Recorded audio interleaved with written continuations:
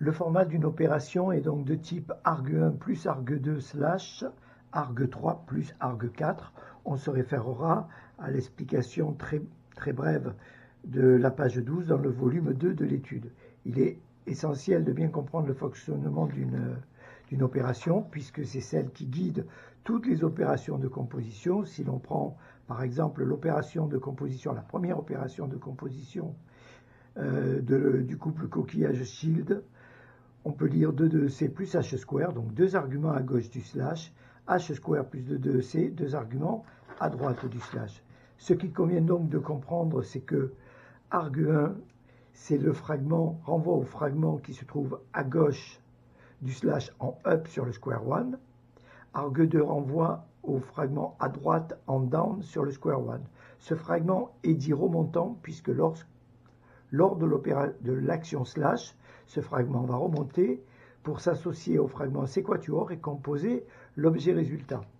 S'agissant de l'opération à droite du slash, arg3 plus arg4, arg3 renvoie au fragment qui se trouve à gauche du square one en down, et arg4 renvoie au fragment en up,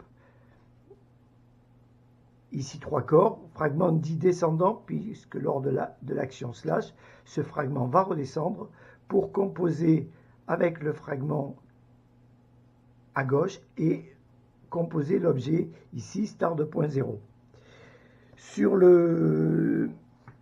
À la page 12 du volume 2, nous lisons pour résoudre le couple coquillage 3.b, l'opération de composition suivante, séquatuor plus T-shield, 2c plus 3 corps. Séquatuor est placé donc à gauche sur le square one, 2c sera positionné à droite de l'action slash en down sur le square one, de sorte à le faire remonter lors de l'action slash et composer f5.1. De la même manière, 2c à gauche en down sur le square one, à gauche de l'action slash.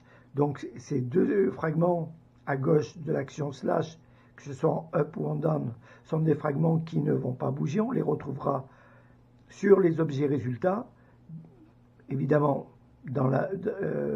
tels quels, mais également dans la même orientation. Donc 2c plus 3 corps, 2c à gauche en down, 3 corps fragments en up à droite, fragment dit descendant, puisque lors de l'action slash, ce fragment va redescendre pour s'assembler avec le fragment de 2c et composer l'objet star 2.0. En se référant au graphe des chemins au niveau 5 de mémoire pour le couple coquillage 3.b, ici, donc on est bien au niveau 5 de résolution, et notre objectif, c'est d'atteindre le niveau 4 de résolution. Le couple coquillage 3.b a deux solutions optimales.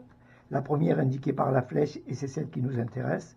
La deuxième qui renvoie ici à la deuxième solution. Donc ici, coquillage 3.b, lorsque nous exécutons séquatuor plus T-shield 2c plus 3 corps, on obtient bien l'objet, le couple f5.1 en up, star 2.0 en down. On fera observer et on renverra les lecteurs à la notion de fragment de catégorie 1. Ici, le fragment T-shield qui va composer avec séquatuor, ce qui nous garantit un résultat unique dès lors qu'on s'assure de bien composer séquatuor plus T-shield. Et on observe ici que le fragment séquatuor peut être orienté de cette manière, mais il peut également être orienté de cette manière. Il se maintient à gauche de l'action slash, le fragment T-shield remontant, on compose f5.1, mais dans cette orientation, préserver le fragment séquatuor sur l'action slash et réaliser l'opération avec un fragment de catégorie 1 assure d'obtenir toujours le même objet dans une orientation certes différente de la première configuration. Nous insistons sur l'opération de composition car il est très important de comprendre comment fonctionne une opération et donc d'en assimiler le format qui est relativement simple et qui ne changera jamais. Toutes les opérations de composition seront toujours formées de arg1 plus arg2 slash arg3 plus arg4. Arg1 renverra toujours au même fragment, arg2 toujours au même fragment, etc. Nous vous invitons donc à revoir et à maîtriser ce concept avant de voir les vidéos qui suivront et qui forcément utiliseront ce type de format pour les opérations de composition qui permettront la résolution du couple au BTC.